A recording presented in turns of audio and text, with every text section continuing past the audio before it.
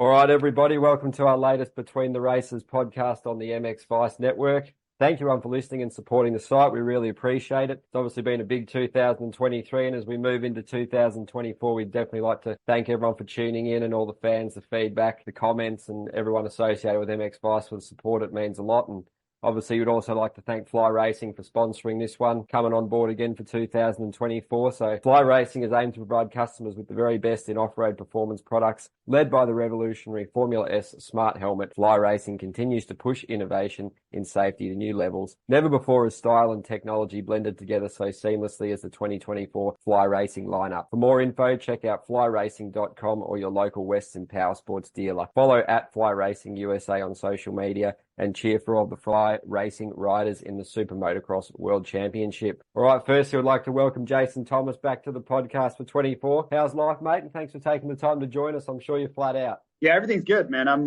feeling good, feeling ready. You always kind of wonder if you're going to be rejuvenated and looking forward to starting this marathon run over again. Because, yeah, from here, we just go. And then I don't really stop. So thankfully, I'm ready for it. I'm excited for it. And I didn't know that I was going to be here, to be honest. A few weeks ago, I was still kind of like dreading cranking this machine up again. But I am fully back and ready to roll. So awesome, mate. We'd also like to welcome Brad Wheeler on the podcast, the MX Vice Tester. Happy New Year, mate, and how's life? Yeah, good. Still still trying to wait for this rain to die off. We've been in contact with quite a few companies over the sort of Christmas period, sending out stuff to tests like FMF, Akpovic, and lots of other clothing brands as well, like the Hostile Handwear, the Aussie Guy. So yeah, as soon as this rain holds up, we're gonna have a lot of content ready to pump out on MX Vice. So yeah, good things coming. Yeah, we need to send you some stuff, Brad. Yeah, definitely. I was waiting to catch you with that, but didn't want to catch you off guard. So I'm ready for it. Let's do it. Yeah, definitely. Oh, good. Yeah, absolutely, mate. We look forward to seeing what you can come up with, and the testing is going to go from strength to strength, no doubt. And obviously, JT, just talking about the TV work, you're back on the grind, mate. Obviously, you had a really successful season last year with it, made huge strides in just being comfortable and just sort of being at home on that level. You know, it's a very hard thing to do, mate. Everyone says how tough TV is. Even talking to Zacho recently, who's like, it's really cool, but it's probably not for me. It's just such a difficult challenge to navigate. So how are you heading into the new season? Is it probably a bit of mix of nerves, but also you probably back yourself because you would have gained a lot of confidence from the last season doing it? Yeah, I mean, I love it. It is really hard. It's much harder than I would have ever thought it would be. When I first agreed to do the deal, I just thought I would just kind of float into it because I do so many podcasts that I was like, oh, this will be just another thing like that. And it's truly not. Being on camera live with no real way to, if you screw up, there's no takebacks. And, podcasting, I've been doing it for so long. I've had so many reps, really. I just have had practice and I kind of know the cadence of it. And I've really got to work on just how to be articulate and get your point across. And you also have to realize in a podcast format, you have, I don't want to say endless time, but if you want to really dive deep into something, you can. You can explain it. You can circle back to certain things if you don't feel like you covered it well. There's really no one telling you like, hey, we got to get out, and that's what TV is all about. It's being really concise, having your point and being able to make it clearly and able to be explained to the casual viewer who's maybe never tuned in before, but then also be insightful enough for the real fan like ourselves to be interested by it. And that's a tough thing to kind of square, because something that may be really, really interesting to me that's like really high level, you may completely lose the casual viewer in that statement. They just have no idea what you're talking about. So it's always a little bit of it's give and take with that, right? And I always lean towards, I don't want to dumb down the show. If I have something really important that's going on, I would rather get that across to the person who is just so into the sport. And maybe that first time fan didn't quite get it, but maybe it's going to prompt them to go learn a little bit. Like, what was he talking about? How can I figure out what he was talking about there? And then that's only going to make them more of a fan in the end. So I'm hoping for myself, when I really look at it selfishly, my purpose in all this, I just want to be the best I can be and not be nervous. And there's a lot that's happening that the cameras don't see. So how can I bring that to the viewer at home? How can I fill them in on things that they're not getting to see, things behind the scenes, things that cameras didn't catch? And if I can do that, then I think I truly add to the show. That's kind of my personal goal. Yeah, absolutely, mate. Well said. It's a great team. Obviously, they have doing the broadcast, and you definitely add so much to the coverage from your unique perspective, and must be pretty enjoyable for you, mate. But I guess what we always learn from speaking to you is you never turn down any opportunities. That cool approach has just obviously held you in good stead to make such a great career, both in your racing and your post-racing career in the media. So also must be pretty cool that Weege will be in the booth, the guy you know so well. That must be such a great achievement for him, and everyone in the industry is definitely happy about that one, aren't they? Yeah, and it's been long overdue. Not necessarily like I think that Feld was missing the boat by not having him. I know that he had been in consideration for a long time, but they have a lot of other things that they have to contend with, right? They had existing contracts with Todd Harris. They have an existing contract with Tiffy. Daniel Blair was making his foray into the booth as well. So it wasn't like there was an empty chair and they just chose to not put Weege in it. But true to form, Weege hung in there. He kept putting his time in. He kept improving. And I think he showed during all these Pro Motocross Championship races that he's more than capable. And, when Daniel Blair decided to do other things and he wanted to be around his son more and take him riding every day and be home on the weekends, that opened the door for not only myself, it opened the door for Jason Wygant. And both of us are thrilled with the opportunity, and we're really trying to make the most of it. Do you have when you're doing the live TV stuff, do you kind of have free reign of what you get to talk about when you're on the screen, or do they give you a sort of an idea of where to go with it, or is it sort of just more of a back and forth between you and the booth? Yeah, it's we have certain things that we have to kind of get in, right? But when things are unfolding throughout the race, typically what will happen is I will hit, like I have a what's called a talkback button that only the producer can hear. And I tell him like, hey, I have something to add to that. And if there's time, if we're not going to commercial or there's not something else going on, he then radios to Ricky or Lee or whoever's in the booth privately, like, hey, let JT in, or same thing for Will Christian or whoever. So there's a lot of communication happening that isn't aired. And sometimes like I'll have something really important to talk about. We just don't have time to get it in the moment. The one thing I've learned is they are very adamant about me asking more than I think I should be, right? Like they want to kind of slow me down versus speed me up. So like sometimes they'll come to me and say, hey, we haven't heard from you. Like, what do you have? Like, are you just not paying attention out there? I'm like, no, whatever. I just didn't want to be in the way of the show. And they're like, no, you are the show. Like, get in here, right? So I've had to kind of get out of my comfort zone and make sure that I'm pestering them more. That's what they want. They want me just bugging the shit out of them, for lack of a better term, about getting on the air and adding to the show, instead of just forcing the two guys in the booth to just carry the entire race by themselves. So that's been really encouraging, because I think if the content wasn't very good, if we didn't really have anything to add, they would be more than happy to not let us talk at all other than our podium.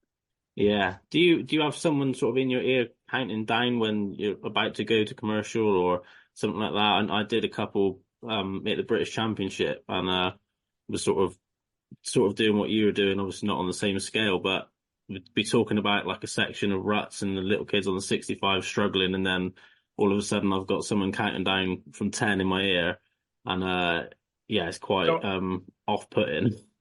So they do that when I'm doing the podium interviews, and then they do it to the guys in the booth the whole time, right? They're counting down a lot of things. So when I'm about to come on air for the podium interviews, when they want me to get off air for the podium interviews, there's a lot of that going on. But otherwise, that sort of countdown thing is only going on to Lee or Ricky or Stu or whatever.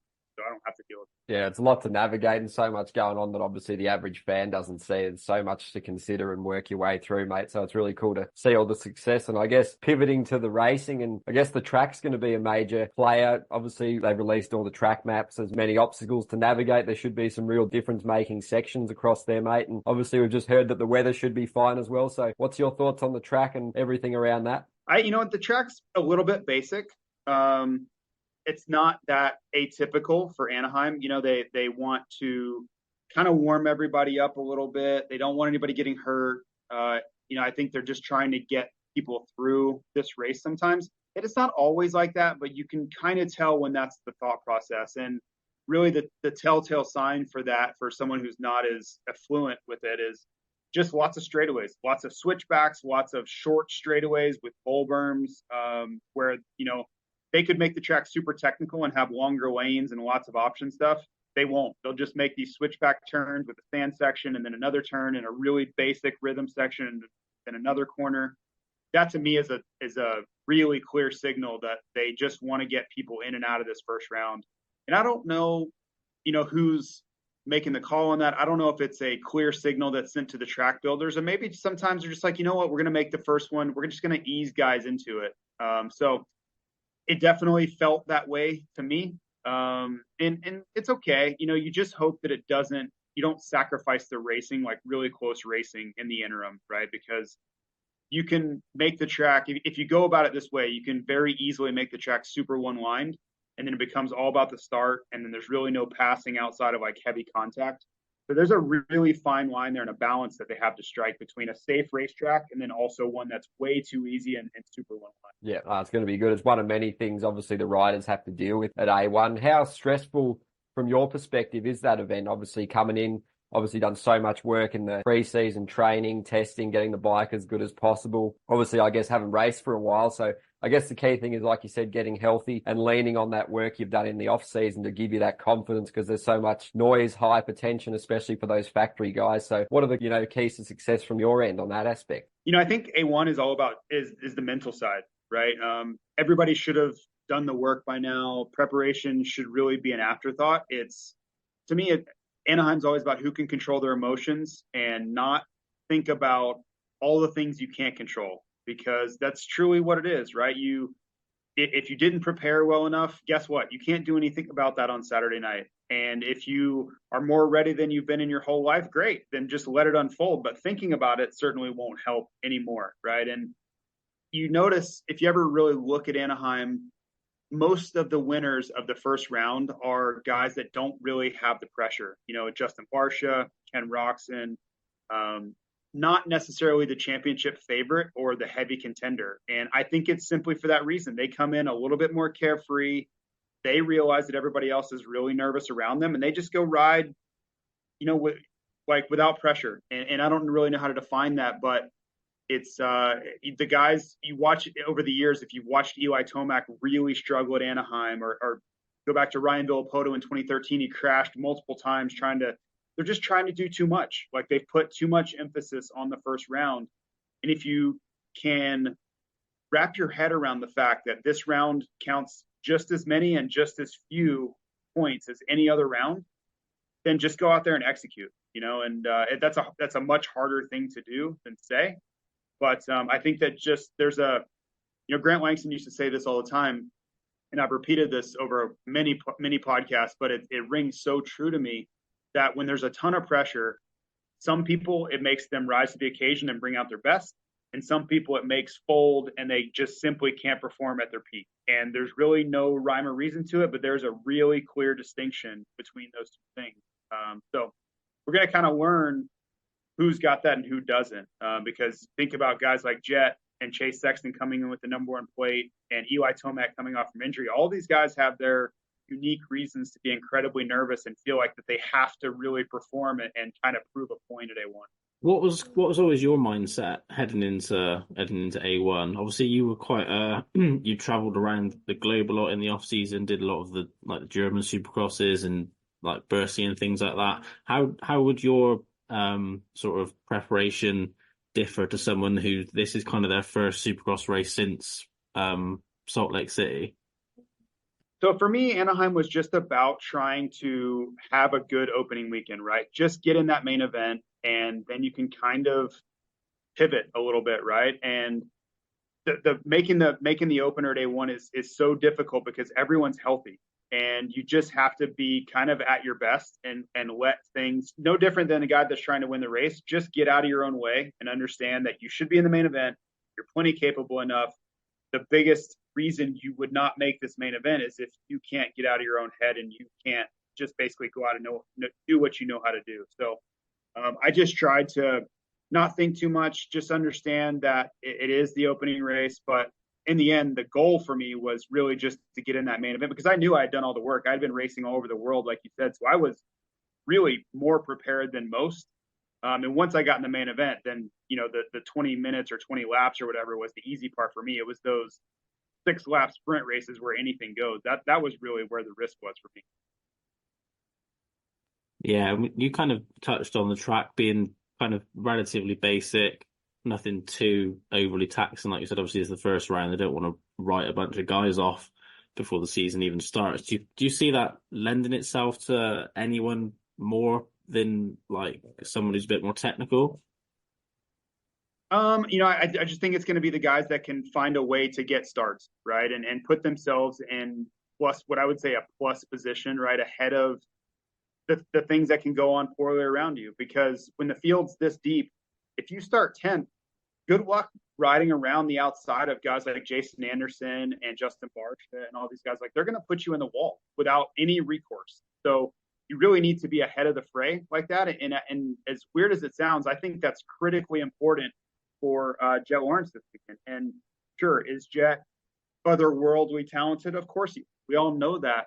But if he starts 11th in the main event and he's got to ride through Malcolm Stewart and all the guys I mentioned, and even the guys that you don't have to really worry about being aggressive, the Aaron Plessingers and all those guys, you still got to go past them on a really, really tight racetrack with really nothing to separate anybody. So he's not going to be going 2 seconds a lap faster than everybody like he was in pro motocross. It's going to be really tight. It's going to be, 0.4, 0.6 of a second faster. And if you start 11th, by the third or fourth lap, you're 9 or 10 seconds down from the leaders. And then it's really, really challenging for anybody. I don't care if it's Jet or Jeremy McGrath or who.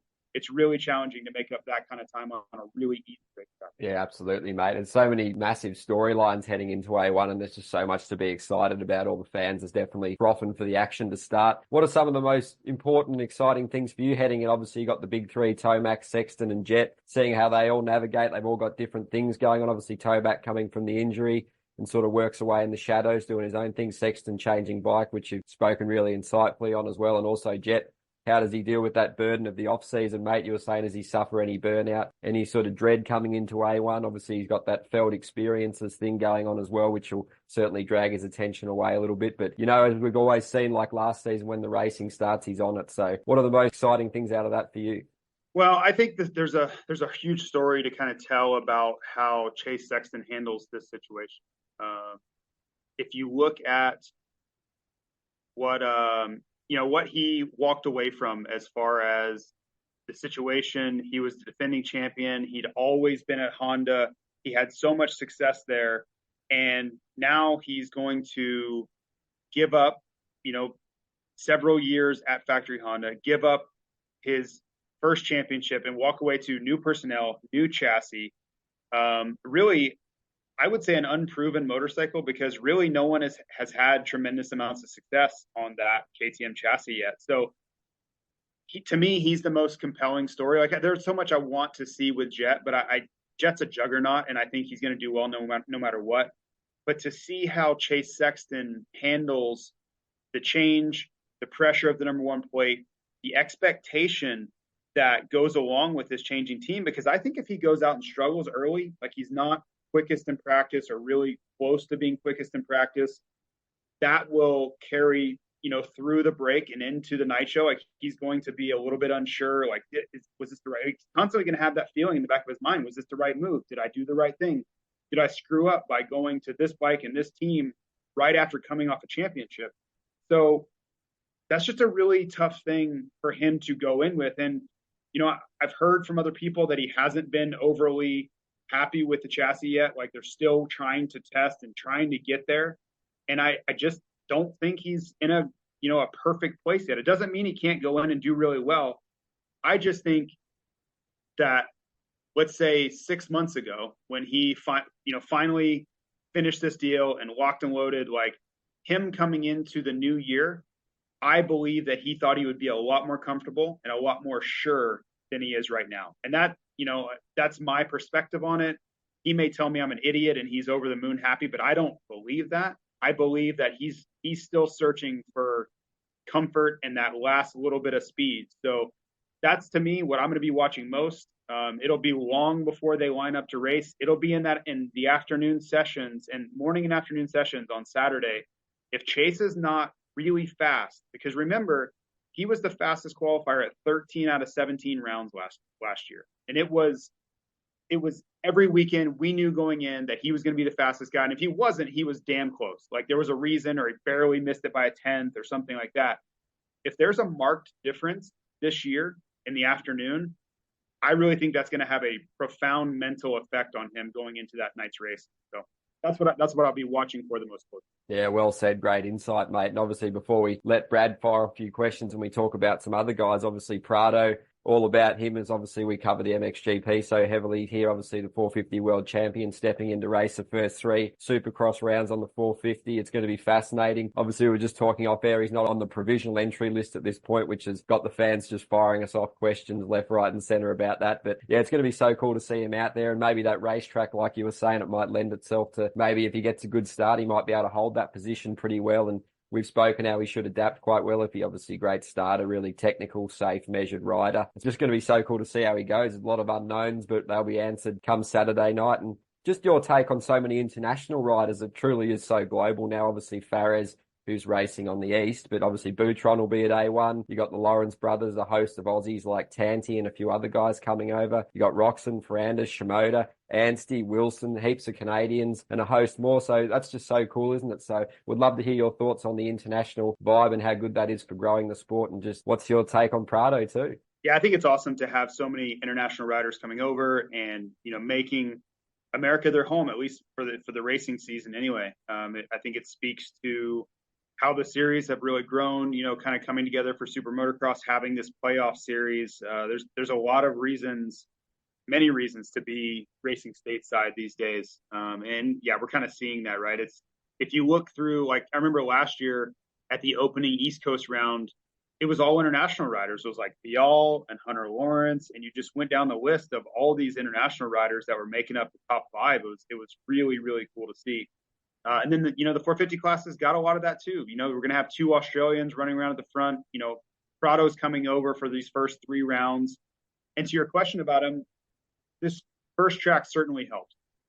But I'll tell you, the number one factor will be, can he maintain that starting prowess that we know he dominates with, right? And that's, to me, going to be the number one factor in success. And I don't want to say failure, but maybe a little bit of more of a disappointing result, because he needs to get up there with those guys and find the pace and just stay out of trouble for the first 10 minutes. And it's easier said than done, because I think if you're a guy like Jason Anderson or one of these guys, I think, we use a term in the US, I think they're going to try to rattle his cage a little bit and just kind of get in and be aggressive and try to push him out of the way.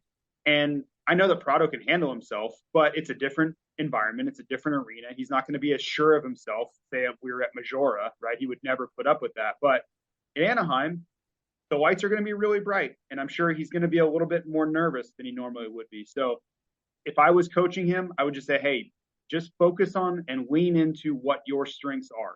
What do you do really well? You start with the best that have ever done it, and then you manage races from the front incredibly well. And that doesn't mean you have to lead every lap or win the race, but you know how to stay up front and manage races from the front. You know how to find people's pace when they pass you, learn from what they're doing. So just lean into that. Let that be what you do well. If he can do that, if he can manage his emotion and his expectation and the nerves and all that, then I think he'll be just fine, especially on this first racetrack. Yeah, it's going to be great. Just a quick one before you jump in, Brad. Is there any adaptation to racing at night? Does that throw a spanner in the works for him as well? Obviously, they're moving the schedule a bit forward, but that must be something they'll have to navigate too. Yeah, I think he'll be okay. For me, it's hard to put myself in his shoes because I've done it so much, right? It was just a normal part of my life. But Prado's seen so many things, and he's raced around the world in so many different environments. You think about going to South America, racing in Indonesia. I can't imagine, with all the things he's had to adapt to, that racing under the lights would be that big of a deal. I just can't picture that being something he couldn't figure out. Moving to the 250 class briefly, how do you think someone like Billy Laninovich is going to do? Obviously, He's like 40 years of age. This is like will be his ninth season or 10th season doing the 250 Supercross against someone like Julian Beaumar, who's literally a rookie, never raced a 250 Supercross in his life, and is more than less than half Right. of is Billy's age. Yeah, it's pretty wild. I think the biggest thing is stay safe, right? Like no one wants to get hurt at his age trying to do something and come back and have fun. But Billy's one of the most talented riders that I've seen, right? He's kind of up there with the Josh Hansen and the guys that when they were riding, you could tell that they were born to ride a motorcycle. They just looked natural when they did it. Didn't look like it took all that much effort to kind of figure rhythm sections out. And, I watch them like guys like that when they free ride, can just hit like a lip and turn their bike completely upside down, like things that are abnormal for an average human to be able to do. Well, that's kind of who Billy Laninovich has always been. And, when I look at the class, the 250 West is not super deep. So I think he has a real opportunity. He just needs to do the right things. It's kind of the same old recipe for qualifying in Supercross. Get a good start, have a decent pace. It doesn't have to be mind-blowing pace. Have a decent pace and stay out of trouble. If you can do those three things in the 250 class in Supercross, you're typically going to make the main event. Now, the 450 class is a whole different animal. You have to be able to absolutely haul ass. Like, there's just no other way around it. I don't care if you get the whole shot or not. If you can't go really fast, you're not making the main event. But the 250, if you can do the obstacles, put in decent laps, stay out of trouble, and start up front, you're going to get in. So that's kind of the same thing. If I was coaching him, a la what I would be telling Prado, that's what I would do. Just do what you know how to do. Like, this is a former race winner in the 250 class. He knows everything about what he has to do. You just kind of have to execute when the gate drops. Yeah, I mean his last 250 Supercross race will be near on 12 years ago. That's crazy. Do you think the tracks have changed much in those 12 years? I mean, you were probably on the line in 2012. Or do you think they're pretty much the same? I was. Yeah, they're almost identical. I get the opportunity to walk the track every single weekend, and now with my television opportunities, I'm standing on the track every single weekend during the night, and nothing has changed. I mean, it looks like I just took my helmet off in 2012, leaving Anaheim. So that's a good thing for him. He's going to feel comfortable. It's the same exact track builders. It's the same exact track designers. The same person is drawing the racetrack. So there's a lot of consistency there. So it's going to feel like normal to him. Pretty far removed time-wise, but just like riding a bicycle, a lot of those things, time doesn't really have a factor on. Like I'll give you an example. When I'm walking the track or standing on the track, I feel like I could go do what I used to do. Now, I know I can't because I barely ever ride, but in my mind is processing the track the same way. Like jumps, okay, I would go 3 here, then wheel tap or whatever the obstacle may be. That same mental process is still happening in your brain. And I think he's kind of got his form back as close as he can anyway. So I think it's going to be pretty easy for him to adapt. Yeah, it should be amazing watching that. It's quite a massive step, and you got to respect anyone that's doing that. He's still obviously got the passion and the desire, so we definitely wish him all the best. Just a couple more 450 ones. Obviously, I just wanted to see where you think Hunter will fit in, obviously making the step up to the 450 class. Did really well at Paris, probably surprised some people. Obviously very technically proficient and sound, and a pretty measured rider. Obviously faced a lot of adversity last year on his way to grabbing those titles, but it's going to be pretty cool to see where he fits in. Do you see him around Barsha, Webb, Anderson, ACAP in that sort of bracket, mate? Yeah, I think so. The class is really deep. So he has, this unique capability where I think if he starts near the front, he has the talent and the equipment and the ability to go with them. But if he doesn't and he starts 12th, which somebody's going to start 12th, right? Whether it's Christian Craig or Hunter or Jet or Tomac, one of these really talented guys is going to look up at the end of the first lap and be 11, 12, 13. That's just the way it has to be when you have this much depth. So if it happened to be Hunter, that's where it's going to get tough because he's going to have to work forward in an incredibly talented field. And just like I said with Jet, passing these guys is not as easy as it would have been in pro motocross. It's really narrow, no margin for error. If you go outside and try to rail the outside of a berm, they're just going to try to put you over that berm. It's just a very different dynamic than what 250 Supercross is or pro motocross is. For Hunter last year, he got a bad start. He was just weaving in and out of guys all over the place, just passing them at will. That's not going to happen to Cooper Webb or whoever, take your pick, any of the guys like that, Dylan Ferrandis, you're talking about multi-time champion, different disciplines that he's going to have to contend with if finds himself behind. Yeah, so much to contend with, obviously. Is there any more talk on Malcolm Stewart? Obviously, still flying at the test track, mate. Obviously, we covered it on the last podcast, but there's obviously so much hype surrounding him, and obviously it'll be Craig as well. But the field is really just so stacked, mate. There's all the comparisons people are doing at the moment. But you look at the guys we've mentioned, and obviously even people like Justin Cooper, who sort of fly and run under the radar. He's such a skilled, talented rider, and he showed last year in those 450 Supercrosses how good he is. And you can't write off people like Justin Hill. Obviously got a podium there. Obviously the field was depleted, but we're talking about bike skill, and those guys are still out riding the hills. So much talent, so much skill. And then you're sort of moving into Wilson, Bloss, Nichols, Freese, A-Rod, Chisholm, Moran, Starling, McElrath, Noren, Drake, who should be pretty cool to see on the Suzuki, Robin, Cade, Cartwright. Like, it's just crazy. Even Ramet, the Frenchman's coming over. An Aussie guy got fifth in our series over here, Joel Whiteman. Watch out for him. So it's going to be pretty hard to make the main event for some of these guys too. So your talk on how stacked it is, and just Mookie as well, mate. You're still pretty hyped on him? Yeah, I think Mookie is the guy that I still hear the most about as far as just raw speed and who's coming in with the most momentum. I've also heard a little bit on Roxon. Roxon's apparently riding the best he's ridden all year right now. And keep in mind, he's been practicing with Sexton on a daily basis. So that should show you the form. If the talk of that particular camp is about how fast Roxon's going when Sexton's there every day, that's a pretty positive sign for Kenny.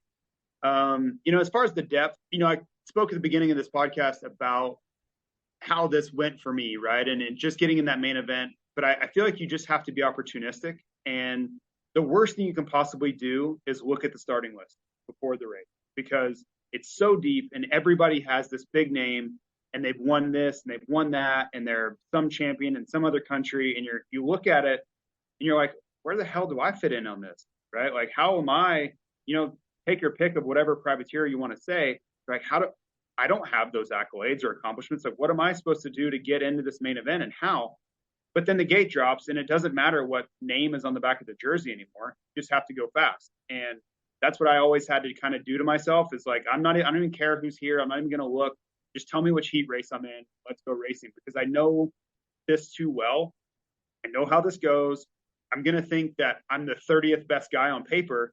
And then at the end of the night, I'm going to look up and I'm 14th, and that's just how things go. But you have to, as I said earlier, you have to stay out of your own head. You can't psych yourself out. There's going to be plenty of people there that are trying to psych you out. I promise you. You can't be the one trying to, doing the damage to yourself. Yeah, obviously, like you said, it's an absolutely stacked field, and the person in 14th could just as easily be on the podium and vice versa. But obviously, we don't want to keep you for too long. But let's have your top three then. If someone's you 500 quid in Vegas, give us your top three. Yeah, A1's such a weird one.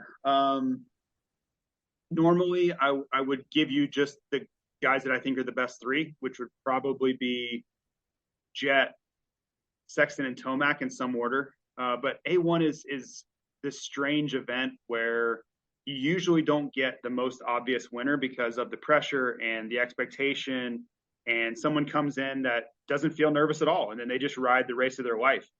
So I think we're going to get something like that. I think we're going to get like a Roxon win, or somebody that we're not really thinking about, because he's not nervous. He's like, yeah, nobody's picking for me for the title. I can just come in here and ride my best race. If it's not something like that, if it's not an oddball winner like the Jason Anderson, the Ken Roxon, the guys that aren't grabbing all the headlines, then I think Jet just came out and dominated. I think those are your two options: is Jet dominates, or it's one of those weirdo races that we're like, where the hell did that come from? But we should have known it, because that's what Anaheim is. What about for the 250 class? Obviously, the 450 guys, they're much more seasoned. They know they've got 17 rounds to make something happen. They don't need to go all guns blazing at round one. Whereas the 250 guys, they're younger, they're firier. They've got like half the rounds to make this. So a win at the first round can really set them up for like a strong championship. Yeah, absolutely. There's not a lot of depth in the 250 class, but the top end of the field is pretty strong. So you have basically the way the landscape is. You have RJ Hampshire, who was second in points last year, and without Jet would have pretty much dominated the series. You have Levi Kitchen, who was third in the championship. He was really good, and then some weekends he was really not quite as good. And that's what he really has to work on, is figuring out that consistency, bring his best form every single Saturday. Joe Shimoda, who if this was the end of a championship, I would say he's probably going to win, but he's had such a hard time with starting fast in any championship. Doesn't matter if it's Supercross, motocross, anything. He just can't quite get going early enough. So what I'll be watching for with Joe, I kind of think I know what to expect from most guys, but if Joe Shimoda comes out and is on fire early, gets a win, second place, but looks like he's on pace to win the first round, I think that's the guy we need to really watch for, because that would be a fundamental shift in everything we've seen from Joe in the past. He's always been a slow starter, kind of builds momentum, and then by the end of the championship, he's as good or better than anybody. If he can start the championship that way, then everybody should be very, very nervous about trying to beat the number 30. Do you think we're going to see a jump from Max Voland, obviously moving to the pro circuit team? Like he's kind of not quite had that speed that he's shown in outdoors in the Supercross, but yeah, obviously under the wing of Mitch Payton, like if anyone's going to get the best out of you, it's going to be him. Do you think we kind of see Max make the jump to maybe a podium guy every now and again? I'd like to say yes. I've just kind of shifted into this mode with Max where he's going to have to show me because there's been so much frustration and so much disappointment in Supercross. I'm just not going to go in with high expectations. And that doesn't mean he can't do great. It doesn't mean it can't be his breakout year. I'm just going to wait and let him show me that he can do it. And I think that's fair. He's had a really rough go at times in Supercross, and a lot of people have been let down with his Supercross results. So if he comes out and is, a change guy and consistent and a podium guy and battling for wins, then I'll be the first one to tell you, like, man, he really turned the corner. But again, until he does it, I'm going to assume that he's not going to. Yeah, it's going to be pretty cool to play out. Just a couple more guys. Obviously, Ryder D on the gas, making the switch. Juju on the KTM. Obviously, a lot of hype around him. He's a very talented rider. Heard some good things coming out of America from the Whiskey Throttle guys and a lot of the media that have been over there. Marchbanks, he could definitely get up there on the podium too. And then you got your guys like Mumford, Nicoletti, Hawkins moving to that KTM now, Oldenburg, Thompson, Wageman. So any of those guys sort of fancy your eye, mate? Yeah, I mean, you always are hoping one of these guys is going to break out, right? The tough part is that it's just really, really strong at the very top. I am kind of looking to see how the two Monster Yamaha Star Racing guys will do, because you have Nate Thrasher coming off a huge injury in Atlanta. And if he's right, if he's back to where he was, he could come in and win. And nobody's really talked about him. There's been zero hype about Nate Thrasher at all. But if he's on the level he was at a year ago, these guys should all be really worried about Nate Thrasher. So we'll see. I just don't know. I haven't heard anything about his pace, about where he's at. So it's going to be truly one of those things where everybody's going to be guessing a little bit. If you haven't been at the Yamaha track in Florida with those guys or Southern Georgia practicing, I don't know how you could really know what he's, what he has in the tank. And then secondarily to that, Jordan Smith. Jordan is a guy that really came on strong late in the year, and if it weren't for the crashes, Jordan would probably already have a 250 Supercross championship. So he is very capable. It's just, can he stay upright or not? So there's a lot of depth there. I think there will be headlines and storylines that we weren't really thinking about, or maybe we just mentioned, but they weren't the predominant story going in, that I think may pop up at some point throughout the series. Yeah, it's going to be absolutely fascinating, mate. And just before we let you go, any final thoughts from you? What's happening for the weekend? You're flying out shortly, obviously primed for a massive weekend. You're back on the grind. It all starts again now, mate. So just your take on what's it going to be like for you? Yeah, so my weekend really starts tomorrow. I fly to LA tomorrow, and then we'll make sure we're kind of set up as far as fly racing goes in the pits. And then we have a press conference rehearsal tomorrow afternoon. That rolls right into the actual press conference Friday morning, local time. And then we get to watch bikes on track for the first time in 2024, which would be awesome. That'll be early afternoon Friday. We have our TV rehearsals Friday afternoon, which will take us right into dinner. And then it's go time. I mean, once I land in LA tomorrow, there's really no rest for the weary. Not that it's not all fun. It is incredibly entertaining, but it's a lot in a row. Like, you just kind of go from one meeting to the other, and there's a lot of redundancy because they want to make sure everything's right. So we're practicing and rehearsing and production meetings and all that stuff because it's a huge deal, right? We want to make sure that everybody does the job that they would feel is reflective of this big of an event, this big of a night. And it would be a damn shame if any of us didn't give our best performance and didn't live up to what this race should be and what the people deserve to be. Yeah, absolutely, mate. We wish you all the best, and it's going to be an awesome weekend of action, and you guys will do it justice for sure at A1 with all your expertise and experience, mate. So thanks again for taking the time to join us, mate. It's been a ripper podcast. And before we let you go, just thank Brad as well. Any final thoughts from you too, mate? No, just glad that Anaheim's finally here. So yeah, excited to obviously all the bench racing and bullshit behind the scenes can cease, and we'll finally get some answers. Awesome, mate. Thanks again Finally for racing as well. And yeah, anything there, JT? No, I was just saying it's finally here, man. Feel like we've been waiting for a while, but it's that time. Awesome, mate. All the best, and cheers for joining us on this one. And we look forward to hopefully speaking next week, mate. Have a great weekend, and cheers, lads. See you guys. See you later. Cheers, mate. Thank you.